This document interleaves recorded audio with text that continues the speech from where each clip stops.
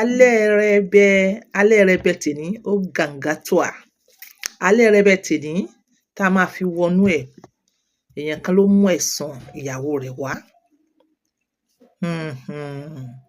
Ẹ̀sùn ìyàwó rẹ̀ tó dẹ̀ mú wá kì í ṣẹ̀bi ìyàwó ẹ̀.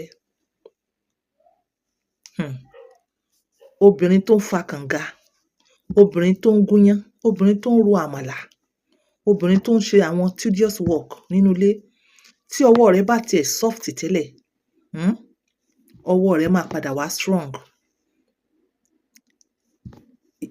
Kí ni report? Report ni pé ọkọ ní ọwọ́ ìyàwó òun ó le kankankan ni, ó strong. Ọwọ́ rẹ̀ wà romantic.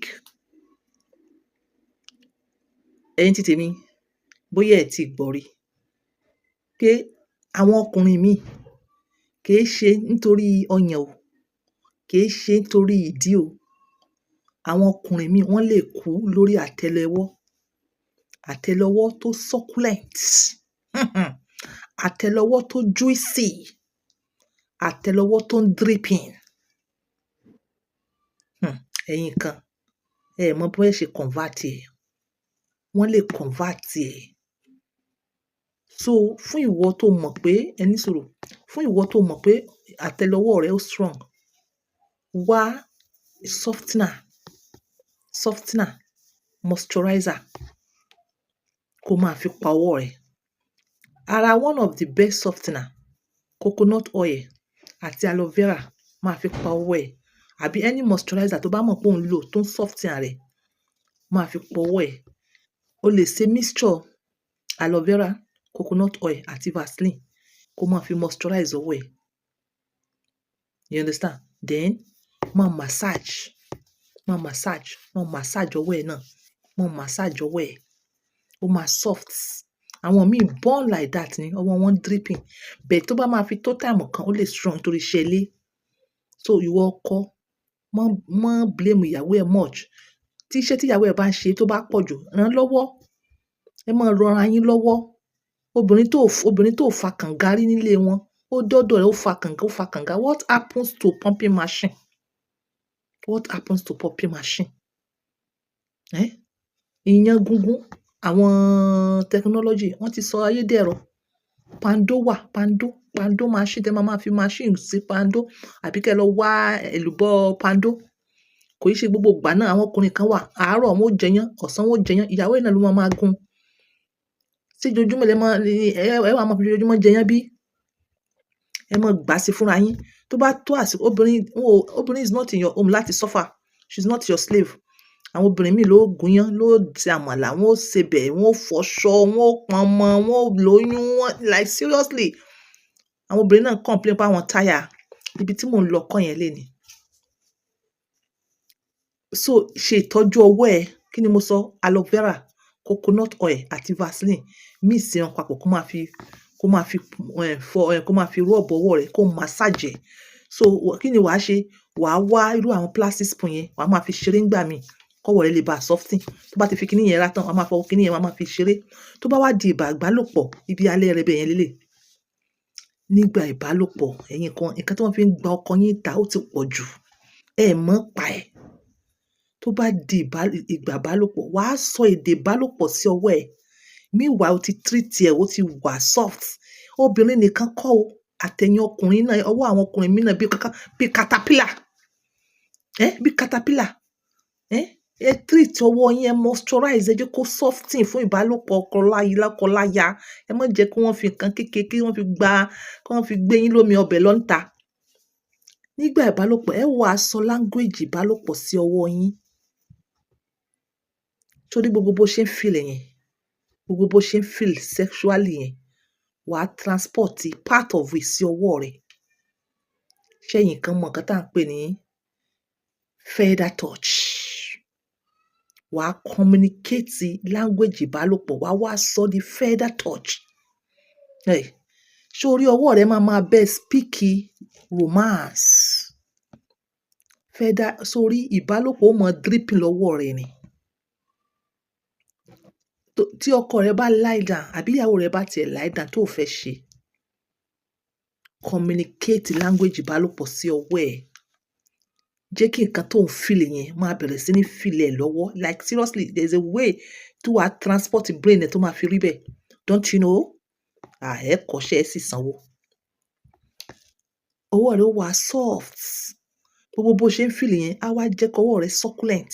Ibi tó succulent dé fún àwọn tó ti mọ̀ pé ọwọ́ yẹn dẹ̀ máa yọ omi. Wàá wá fi wá stroll, wàá máa fi scroll ibi ọwọ́ ọkọ ẹ̀ àbí ìyàwó ẹ̀. Bóyá kò fẹ́ ṣe ó dẹ̀ mọ̀ pé ẹni yìí ó fẹ́ stubborn, kò ṣe pé kò wú. Feather touch ìwọ, ẹ̀yin kan ṣe mọ̀ kan tó ń jẹ́ feather touch o, but on your own communicate language ìbálòpọ̀ sọ́wọ́ ẹ̀, kó wá fi touch ọwọ́ ẹ̀, kó fi touch ọwọ́ ẹ̀, kó fi touch ọwọ́ ẹ̀, kó wo bó ṣe feel níwọ náà. Wàá try láti get ẹ̀, bó ṣe máa use ẹ̀. Wàá kọ́kọ́ practice lọ́wọ́ ara rẹ̀, kó wo bó ṣe feel pẹ̀lú ẹ̀. Bí wàá ṣe máa bá onítì ọkọ rẹ̀ àbí ìyàwó ẹ̀, bó wàá ṣe máa bá ṣe nìyẹn. Kíní ó ní advantage. Tó bá ti use mọ́, wàá ti wá kọ́ oríṣiríṣi techniques. Wàá ti wá understand pé ibi báyìí ó yẹ kó lo sharp feather touch. Ibi báyìí ó yẹ kó lo quick feather touch. Ibi báyìí ó yẹ kó lo short feather touch. So tí o bá ti bá ọwọ́ rẹ communicate, tó ti mọ gbogbo techniques, nígbà míì ibi tó máa ń sábà move àwọn ọkùnrin, àyà, chest, níbi ọrùn, níbi ẹ̀yìn etí, ìgbà míì náà níbi orí.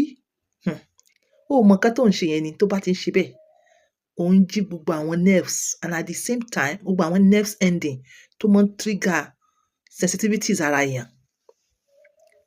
Then níbi abẹ́ abíyá, níbi itan nínú, débi nǹkan tá à ń wí. The more tó bá fi ń touch, the more tí partner ẹ̀ tó fi máa dúró, tó máa anticipate pé where is the next one is gonna be? Where is the next feelings is gonna be? Bó ṣe ṣe lòun náà inú ẹ̀ máa dùn, ara rẹ̀ máa jí, ìfẹ́ yẹn máa pọ̀ sí.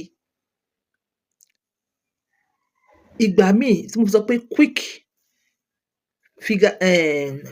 feather touch, ó rush bẹ̀, wàá dẹ̀ sáré mọ́ ẹ kúrò ńbẹ̀. So wàá dẹ̀ máa wo bó ṣe ń feel.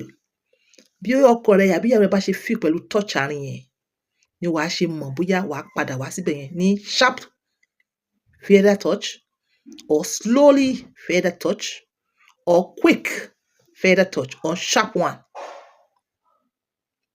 Bẹ̀ kọ́kọ́, gbogbo èyí tí mo sọ yìí, kọ́kọ́ understand bí a ṣe ń communicate ìbálòpọ̀ pẹ̀lú ọwọ́ tá a fi ń ṣe feather touch, kó tó wá máa discover gbogbo techniques mi.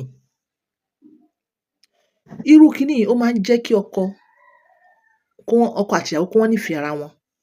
Tó bá ti ń ṣe bẹ́ẹ̀ yẹn, ó ní hormone tá à ń pè ní oxytocin. Hormone tó máa ń jẹ́ kí lọ́kọláya trust sí ara wọn. Trust yẹn máa pọ̀ because ó rí pé ó ti understand ara wọn ju level tó ń gan understand lọ. So trust yẹn and care yẹn máa wá pọ̀. Hardly irú àwọn lọ́kọláya tó bá ń ṣe bẹ́ẹ̀ pẹ̀lú ara wọn, àbí ká rí ọkùnrin kan ṣe bẹ́ẹ̀ pẹ̀lú obìnrin kan, àbí obìnrin kan ṣe bẹ́ẹ̀, wọ́n máa ń close. Lẹ́ẹ̀fi ní mọ̀, yes, ó lè má jẹ́ like 100% òun, ó wà nínú ẹ̀. So ìwọ tí ọwọ́ rẹ le kakaraka tí wọ́n complain, like tọ́jú ọwọ́ ẹ, massage ẹ̀.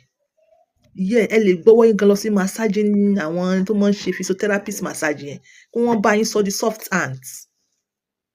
Kẹ̀dẹ̀ lesson, yes, àwọn iṣẹ́ mi tó jẹ́ pé ẹ mọ̀ pé okay o, eléyìí o, mo lè sọ di ijọ́ mi. Ẹ sọ di ijọ́ mi. Kì í ṣe pé túláàsì ní pé kí ẹ mọ sábà ṣe irú iṣẹ́ yẹn every time.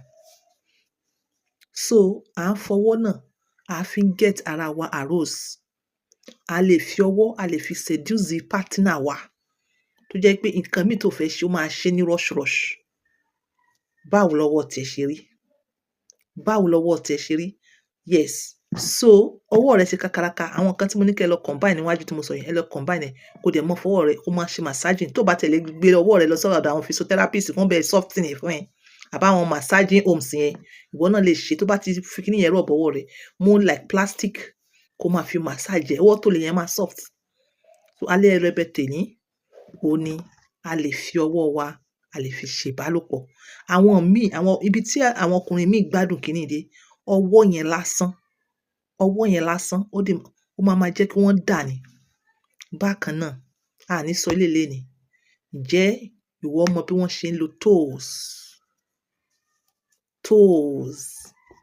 O mọ̀ as feather touch. O mọ̀. Ọ̀rọ̀ mi ò jù bẹ́ẹ̀ lọ. Lọ́jọ́ tèmi, a tún máa padà wá. Ìlera lóògùn ọrọ̀. Ìlera làgbà. Má dágunlá. Jẹ́ ká tọ́jú ẹ fún ìyàwó ẹ. Ìwọ ìyàwó, jẹ́ ká tọ́jú ẹ fún ọkọ rẹ. Kí ló ń dààmú rẹ? Fídíò kan lẹ wò tán yìí. Tí ìdákọ́lẹ̀ bá ń yọ ẹ́ lẹ́nu, o ò lè gbádùn nǹkan tá à ń pè ní feather touch. Tí ìdákọ́lẹ̀ náà bá sì ń yọ ìwọ aya lẹ́nu, kí ló ń jẹ́ feather touch? O ò lè gbádùn ẹ̀. Ìwọ ọkọ, kí aya rẹ kó ṣe àyà bí mountain, kó ṣe ìbàdí bí mountain. Tí ìdákọ́lẹ̀ bá ń yọ ẹ́ lẹ́nu, o ò lè gbádùn aya rẹ. Bákan náà ìwọ aya ò lè gbádùn ọkọ rẹ tí ìdákọ́lẹ̀ bá ń yọ ẹ́ lẹ́nu. Súnmọ́ bí. Yes, jẹ́ a bá ẹ tọ́jú ara ẹ. Kí ìwọ náà kó dángájíá bí ọkùnrin, kó jí láàárọ̀ kínú rẹ dùn.